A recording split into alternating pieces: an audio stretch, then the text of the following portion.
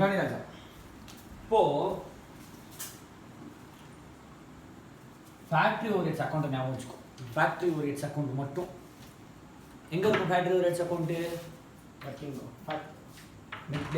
Stores WIP கீழே என்ன account இருக்கும்? Factory overheads. அந்த அக்கௌண்ட் நான் ஓபன் பண்ணிருக்கேன். அதை மெயினா வச்சு பார்க்க போறோம் இப்போ. ஏன்னா இதை முடிச்சதுக்கு அப்புறம் தான் நம்மளோட ஃபுல் செட் நம்மளுக்கு கொஞ்சம் அண்டர்ஸ்டாண்டிங் வரும். ஏன் அப்படின்னா ஃபேக்டரி ஓவர்ஹெட்ஸ்ல என்னென்னலாம் டெபிட் சைடுல வரும்? ஃபேக்டரி ஓவர்ஹெட்ஸ்ல என்னென்னலாம் டெபிட் சைடுல வரும்? Indirect labour. சரி, எனக்கு ஒரு ஆன்சர் சொல்றியா? ஃபேக்டரி ஓவர்ஹெட்ஸ் விட்டு எனக்கு ஒரு ஆன்சர் சொல்லு. ஸ்டோர்ஸ்ல என்னென்னலாம் டெபிட்ல வரும் சொல்லு பாப்போம். ஸ்டோர்ஸ்ல என்னென்னலாம் டெபிட்ல வரும்? ஸ்டோரோட ஓபனிங் பேலன்ஸ், ஸ்டோரோட க்ளோசிங் பேலன்ஸ், கிரெடிட். வேற என்னென்னலாம் டெபிட்ல வரும்? பர்ச்சேஸ் பண்ணியிருந்தா. பர்ச்சேஸ் பண்றது யாருக்கு வரும்? சப்ளையர்ஸ் வரும். அப்ப நான் வந்துட்டு 2GLA. அப்புறம் வேற என்ன டெபிட் ஆகும்?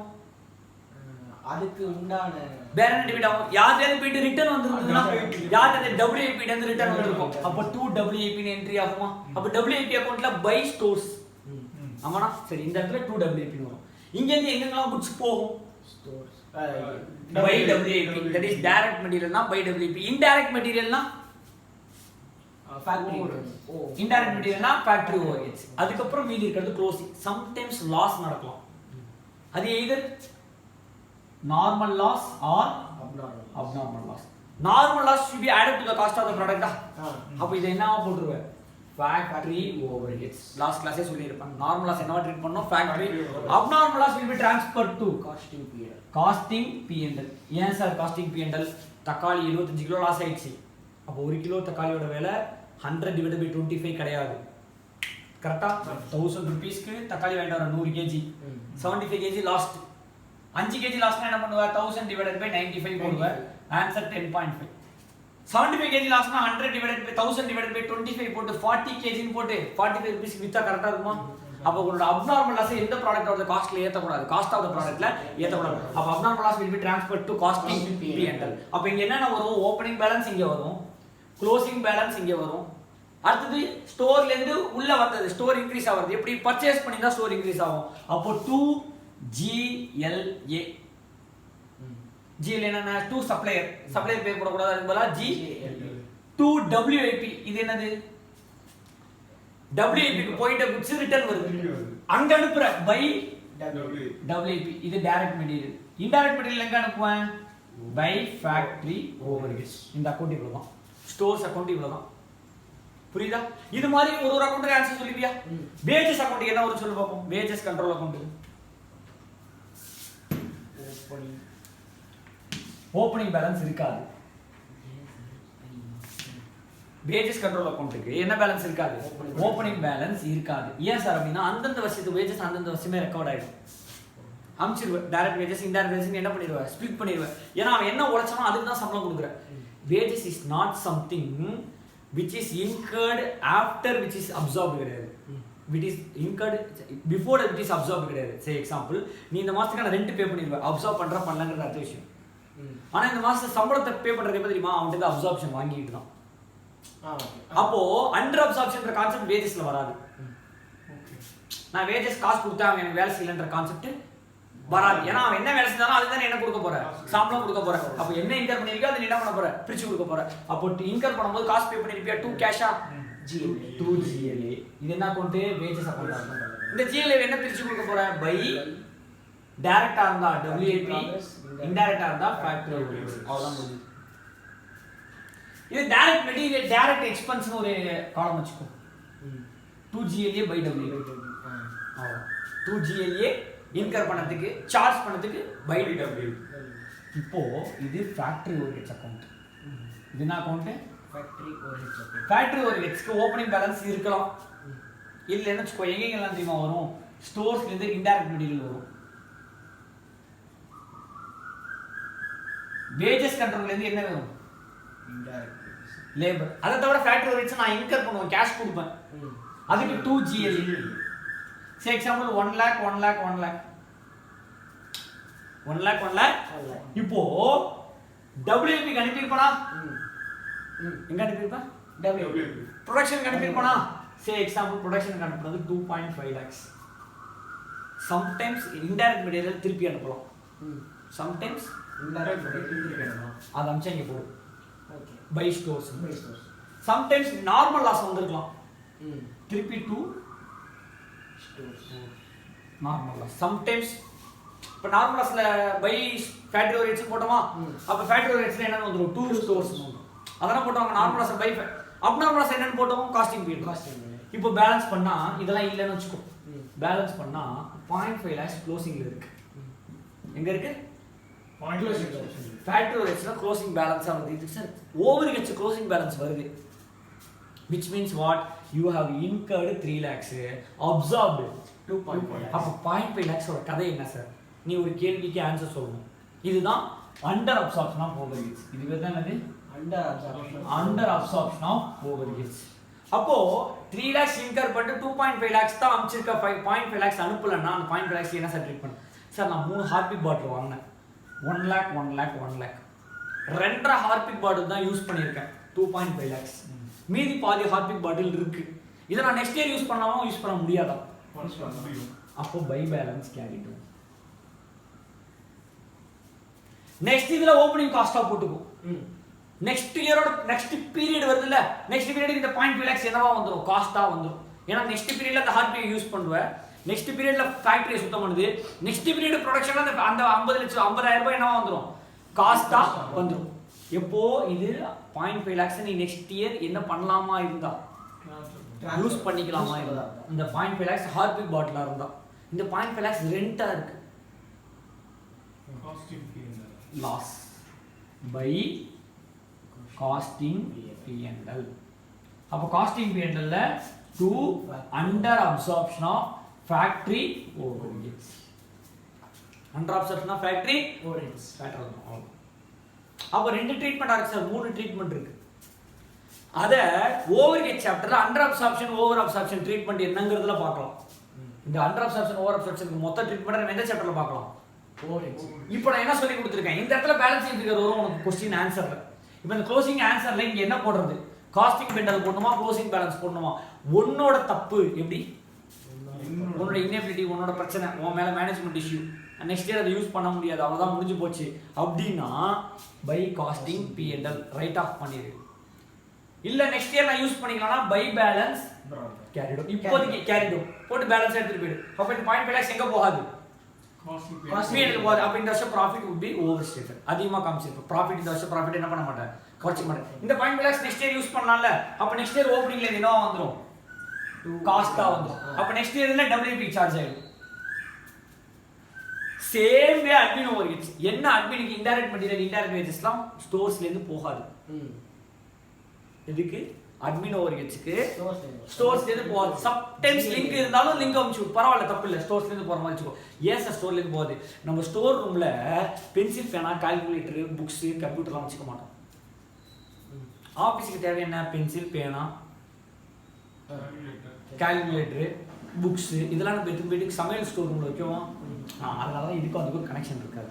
மேபி வேஜஸ் சேமா இருக்கலாம். அப்ப வேஜஸ் இருந்துன்னு வச்சுக்கோ. இப்போ அட்மின் ஓவர்ஹெட்ஸ் அக்கௌண்ட் போடுறோம்னு வச்சுக்கோ, 2 வேஜஸ் போடுது, வேஜஸ் கண்ட்ரோல் பண்ணோம் அப்படின்னா இன்டைரக்ட் வேஜஸ், 2 GLA அப்படின்னா cash, admin overheads incurred 2 cash. இப்போ நீ எங்க அனுப்ப போற admin overheads by FG. Closing இருக்கு என்ன sir answer, by costing P&L போடலாம், பை பேலன்ஸ் கேரிட். அதே மாதிரி செல்லிங் டிஸ்ட்ரிபியூஷன் ஓவர்ஹெட்ஸ்க்கு க்ளோசிங் பேலன்ஸ் வருது, பை காஸ்டிங் P&L போடலாம், இல்ல பை பேலன்ஸ் கேரிட் போடலாம். இப்படி தெளிவா இருக்கணும். ஃபேக்டரி ஓவர்ஹெட்ஸ் எங்க சார்ஜ் ஆகும், அட்மின் ஓவர்ஹெட்ஸ் எங்க சார்ஜ் ஆகும், FG.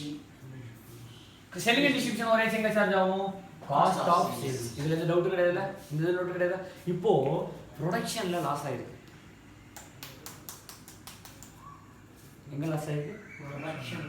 ஸ்டோர்ல லாஸ் ஆச்சுன்னா by normal loss by abnormal loss போடுறோம். ப்ரொடக்ஷன்ல லாஸ் ஆயிருக்கு, எப்படி அக்கவுண்ட் பண்ணுவோம், எந்த ஒரு ஹெட்ஸா போடுவது,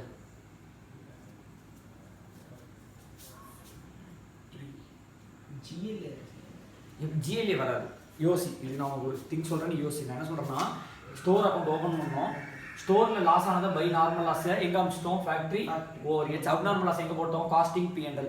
அதே மாதிரி WIP ல நார்மல் லாஸ் நடக்கலாம், அப்நார்மல் லாஸ் நடக்கலாம், தட் இஸ் ப்ரொடக்ஷன்ல.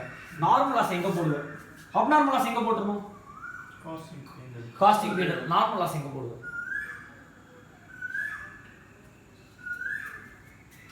ஒண்ணும் இல்ல WIP அடுத்து எங்க ட்ரான்ஸ்ஃபர் பண்ண போற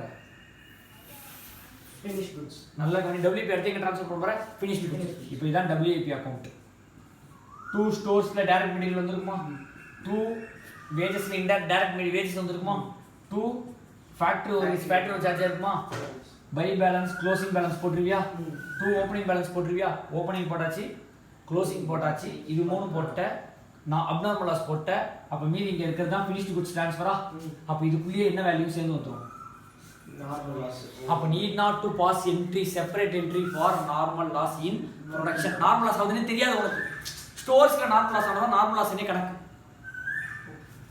WIP நார்மல் லாஸ் ஆகுதுன்னா நார்மல் லாஸே கணக்கு கிடையாது அது ஆட்டோமேட்டிக்கா இந்த காஸ்ட்ல இன்க்ளூட் ஆயிடும் ஃபினிஷிங்ஸ் எப்படி sir 1 lakh opening 50000 closing 1 lakh stores 1 lakh WIP 1 lakh factory overheads 20000 loss if answer என்ன வந்துச்சு 1 lakh 1 lakh 1 lakh 4 lakh 4 minus 70 3 lakh 3 lakh 30000 3 lakh 30000 எங்க ட்ரான்ஸ்ஃபர் ஆயிருக்கும் finished goods க்கு ட்ரான்ஸ்ஃபர் ஆயிருக்கும் அப்ப 3 lakh 30000 finished goods ட்ரான்ஸ்ஃபர் ஆகுதுன்னா இந்த 1 lakh 1 lakh 1 lakh 1 lakh 4 lakh இருக்குல அதுல 20 PN இருக்கு லாஸ் மீதி இருக்கிறது எவ்வளவு 50 அப்ப மீதி 330 குள்ள தான் என்ன லாஸ் இருக்கு நார்மல் லாஸ் சேர்ந்து எந்த ப்ராடக்ட்டோட காஸ்ட்ல ஏறிச்சு finished goods-ஓட அப்ப already included in cost you need not to pass separate entry for included to be included in என்ன காஸ்ட் இந்த காஸ்ட்ல ஏனா ஸ்டோர்ல வந்ததுனா ஸ்டோர்ல இருந்து எந்த அக்கவுண்டும் காஸ்டா சார்ஜ் ஆகாது ஸ்டோர்ல இருந்து எந்த அக்கவுண்ட் எங்க சார்ஜ் ஆகாது காஸ்டா சார்ஜ் ஆனா WIP ல இருந்து காஸ்டா சார்ஜ் ஆயிடும் finished